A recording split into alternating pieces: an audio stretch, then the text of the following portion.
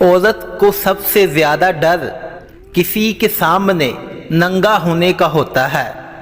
جب اسے ننگا ہونے پر مجبور کر دیا جاتا ہے تو پھر وہ معاشرے کو بھی ننگا کر دیتی ہے۔ پوچھا گیا کہ کیا طوائف کی نماز پڑھی جا سکتی ہے؟ جواب دیا گیا کہ طوائف کے ساتھ سونے والے کی پڑھی جا سکتی ہے تو طوائف کیوں نہیں؟ عورت کی محبت سے نہیں، نفرت سے ڈرو۔ جیسے وہ خاص عام کر دے، اس کے حق میں کی گئی دعائیں بھی چھین لیتی ہے۔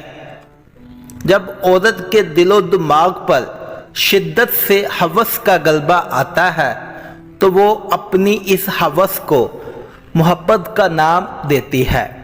واقعی سچ کہا گیا ہے کہ عورت مرد کی محبت کو ہوس اور اپنی ہوس کو محبت سمجھتی ہے۔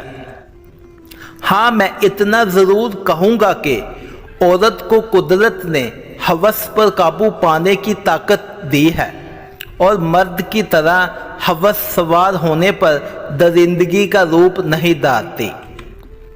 عورت کی شرمگاہ کی گرمی کا پتہ دو چیزوں سے ممکن ہے: اول، ہاتھ کے چھونے سے، دوم، بالوں میں انگلیاں پھیرنے سے۔